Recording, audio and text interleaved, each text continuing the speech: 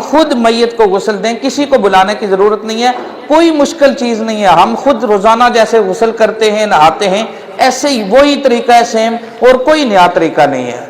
تو اس لیے گھبرانے کی ضرورت نہیں ہے، پریشانی کی ضرورت نہیں ہے، ہم نے خود یہ کام کرنا ہے، کسی اور کو بلانے کی ضرورت نہیں ہے۔ تو سب سے پہلے جب غسل دیا جائے تو سب سے پہلے ہم کپڑے اتارتے ہیں، تو کپڑے اتارتے وقت یہ جو بازو ہے یہاں سے آپ کوشش کریں اگر نکل سکتے ہیں تو نکال لیں، نہیں تو یہاں سے کینچی سے یہ بازو یہاں سے کاٹ لیں، اور اسی طرح دوسرا بازو یہاں سے کاٹ لیں، اور یہ درمیان سے قمیض کو کاٹ کے تو آپ باہر نکال لیں قمیض کو۔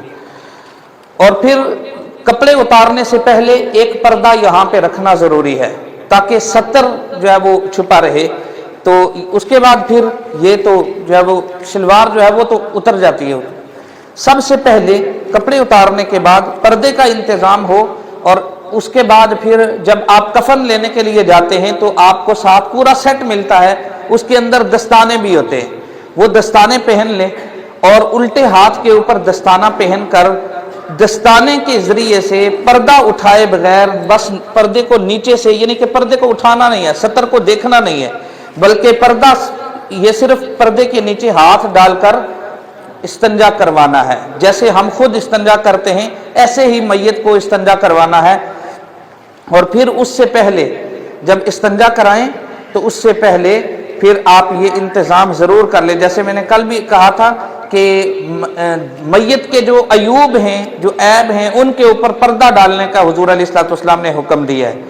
تو ظاہر ہے ہم بھی انسان ہیں، ہم بھی کھاتے پیتے ہیں، غلاظت ہمارے اندر بھی ہے، تو پھر کسی کا سہارا لے کر تو ایسے میت کو جو ہے وہ اٹھائیں، تو ایسے اس کو نا تھوڑا تھوڑا پیٹ کو دبائیں ہلکا ہلکا، تاکہ اگر جو چیز ہے وہ نکل جائے۔ پھر اس کو اچھی طریقے سے ایک طرف کر کے، میت کو ایک طرف کر کے آپ تھوڑا سا اس طرح سائڈ سے کر کے تو نیچے سے تاکہ جو ہے وہ جو بھی اگر کوئی چیز ہے تو وہ نکل جائے، وہ بہہ جائے۔ سب سے پہلے یہ استنجا ہو گیا، یعنی یہ آپ اطمینان کر لیں کہ اب جو ہے وہ بالکل پاک ہو گیا، میت پاک ہو گئی ہے اچھے طریقے سے، اور ہاتھ کے اوپر دستانہ چڑھا کر استنجا کروایا جائے میت کو۔ سب سے پہلے اچھا بالکل اطمینان کے ساتھ، بڑی نرمی کے ساتھ، جب حضور علیہ السلام نے فرمایا کہ اگر بندے کو پتہ چل جائے نا کہ اس کو مرنے کے بعد کون غسل دے گا تو وہ ساری زندگی اس کی غلامی کرتا رہے۔ میت کا ایک ایک بال جو ہے وہ درد کر رہا ہوتا ہے، اور بعض میں نے دیکھا جن کی روٹین ہوتی ہے وہ روزانہ غسل وغیرہ دیتے ہیں تو وہ ان کے دل کے اندر سختی آ جاتی ہے، وہ پھر جلدی میت کو یعنی کہ سختی کے ساتھ ہاتھوں کو اٹھائیں گے، سختی کے ساتھ جو ہے وہ غسل دیں گے، تو یہ اچھی بات نہیں ہے۔ تو سب سے پہلے دائیں ہاتھ سے، یعنی دایاں ہاتھ جو ہے وہ میت کا دھونا ہے، اور دایاں ہاتھ دھو کر پھر آرام کے ساتھ جو ہے وہ اس کو رکھ دینا ہے۔ پھر اسی طریقے سے بایاں ہاتھ دھونا ہے۔ پھر اس کے بعد روئی جو ہے وہ گیلی کر کے، روئی اپنے پاس ہوتی ہے، روئی گیلی کر کے پانی نہیں ڈالنا، کلی کرنے کے لیے پانی نہیں ڈالنا، بلکہ روئی گیلی کر کے آپ نے میت کے جو ہے وہ دانت ہیں وہ صاف کر لینے ہیں۔ اور اگر ظاہر ہے جب انسان کی روح قبض ہوتی ہے تو بعض اوقات منہ کھل جاتا ہے، لیکن ڈاکٹر ہیں یا گھر میں اگر ہیں تو فوراً یہ کرنا چاہیے کہ اس کے جو ہے وہ یہاں پہ پٹی باندھ دینی چاہیے تاکہ منہ کھلے نہ۔ اسی طریقے سے پاؤں کو بھی باندھ دیا جاتا ہے تاکہ جو ہے وہ بھی جو ہے وہ کھل نہ جائے پاؤں، تو وہ کھول کر پھر جو وہ دانت ہیں، دانتوں کے اوپر روئی کے ساتھ جو ہے وہ گیلی روئی کر کے دانتوں کو صاف کرنا ہے۔ اسی طریقے سے پھر ناک کے اندر گیلی روئی کو مارنا ہے 3 مرتبہ دانتوں کو، 3 مرتبہ ناک کے اندر جو ہے وہ گیلی روئی جو ہے اس کو مارنا ہے۔ یہ کلی بھی ہو گئی، ناک میں جو ہم پانی چڑھاتے ہیں وضو کے لیے وہ بھی ہو گیا۔ اور اس کے بعد پھر آپ نے اس طرح ہاتھ رکھنا ہے، منہ کے اوپر بھی اور ناک کے اوپر بھی ہاتھ رکھنا ہے، وہ اس لیے کہ جب آپ پانی ڈالیں گے تو پانی اندر نہ چلا جائے۔ اس طرح ہاتھ رکھ کر پھر آپ نے منہ دھونا ہے، چہرہ دھونا ہے۔ چہرہ دھونے کے ساتھ بالکل اچھی طرح سے چہرہ دھو کر پھر اس کے بعد سیدھا بازو آپ نے یہ پورا سیدھا بازو دھونا ہے، پھر اسی طرح الٹا بازو دھونا ہے، اور اس کے بعد بازو دھونے کے بعد اب اگلا کیا ہے، تیسرا فرض کیا ہے وضو کا، وہ ہے سر کا مسح کرنا. تو سر کا مسح کرتے ہوئے گیلا ہاتھ کر کے سر کا مسح کر دینا ہے. پھر اس کے بعد پاؤں دھونے ہیں جس طرح ہم وضو کرتے ہیں, اس کے بعد جو ہے وہ پاؤں دھونے ہیں. اب یہ ہو گیا پہلا مرحلہ تھا استنجا کروانا, دوسرا مرحلہ تھا وضو کروانا.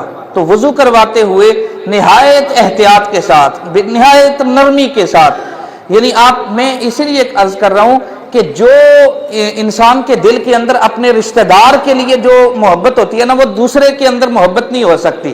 تو جو اپنا آدمی جب غسل دے گا نا, اپنا بیٹا ہوگا, اپنا رشتہ دار ہوگا, وہ جتنی نرمی کے ساتھ غسل دے گا وہ کوئی دوسرا نہیں دے سکتا. تو نہایت نرمی کے ساتھ جس طرح ہم نماز کے لیے وضو کرتے ہیں, اسی طریقے سے میت کو وضو کروانا ہے.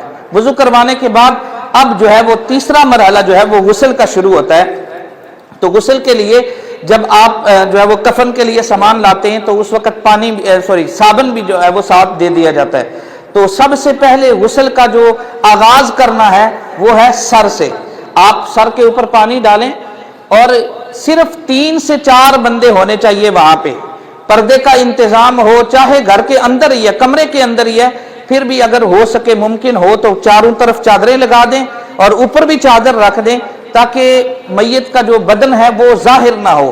تو اس طرح سے صرف 3 سے 4 بندوں کا کام ہے, اس سے زیادہ وہاں پہ بندے نہیں ہونے چاہیے. اور پھر جب غسل دینے کا آغاز کریں, ایک بندہ ہو کہ جو صرف پانی بہانے کے لیے ہو اور اس کو آپ اشاروں سے بتاتے رہے. زبان سے کوشش کریں کہ زبان سے بولے نا, اشاروں سے آپ بتاتے رہے.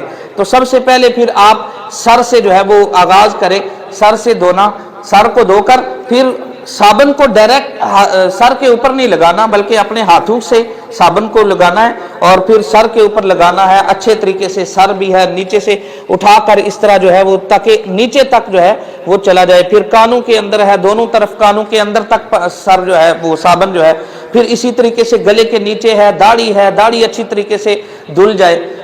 تو اس طریقے سے سب سے پہلے ہم نے سر سے آغاز کیا. پھر اس کے بعد سنت طریقہ جو غسل ہم جو غسل کرتے ہیں وہ اس کا سنت طریقہ کیا ہے, پھر دائیں کندھے کے اوپر پانی ڈالنا ہے, پھر بائیں کندھے کے اوپر ڈالنا ہے اور پھر پورے جسم کے اوپر ڈالنا ہے.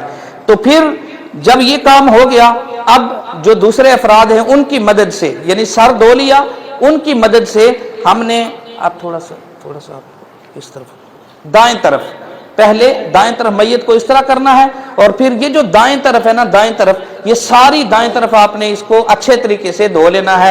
اور نیچے جو ہے وہ پیٹھ کے نیچے جہاں تک آپ کا ہاتھ جاتا ہے وہاں تک آپ نے جو ہے وہ اچھے طریقے سے دھو لینا ہے. یہ اس طرف جو ہے آپ کی دھل گئی, نیچے پاؤں تک جو ہے.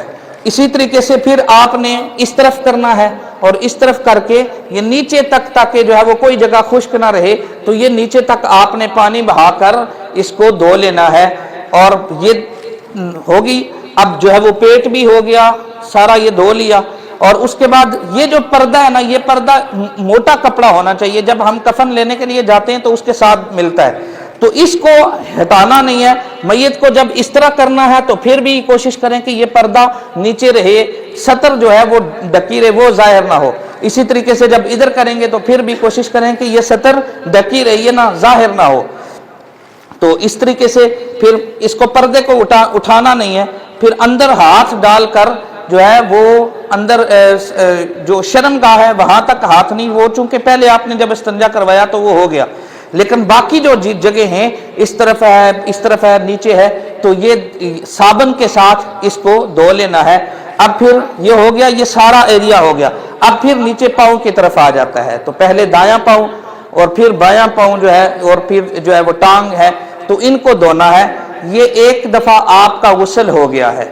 اب دوسری دفعہ چاہے تو آپ, یہ ضروری نہیں ہے, اگر آپ کرنا چاہیں تو پھر پریکٹیکل بالکل سیم اسی طریقے سے, یعنی پہلے سر کو صابن لگانا ہے دوبارہ, پھر اسی طریقے سے داڑھی کو اچھی طریقے سے, پھر یہ دائیں طرف, پھر بائیں طرف, اور پھر یہ سیدھا اور نیچے پاؤں تک جو ہے وہ دھو لینا ہے.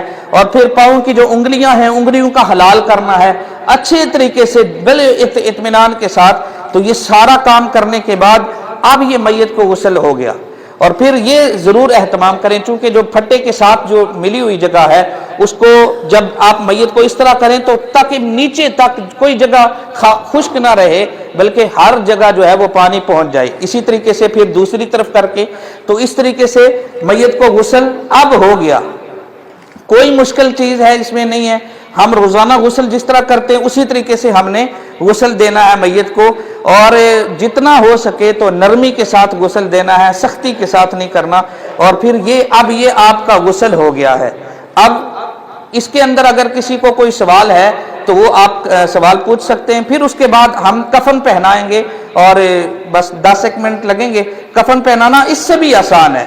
اس کے بعد پھر انشاءاللہ ہم ختم کرتے ہیں. گھبراہٹ کا جیسے آپ کہہ رہے ہیں تو ظاہر ہے جب کوئی بھی کام کریں تو شروع میں انسان کو گھبراہٹ بھی ہوتی ہے. کوئی بھی نیا کام کرتے ہیں آپ تو سب سے پہلے آپ کو پریکٹس نہیں ہوتی, لیکن آہستہ آہستہ جب وہ آپ کام کریں گے تو آپ کی گھبراہٹ دور ہو جائے گی اور گھبرانے کی ضرورت بھی نہیں ہے.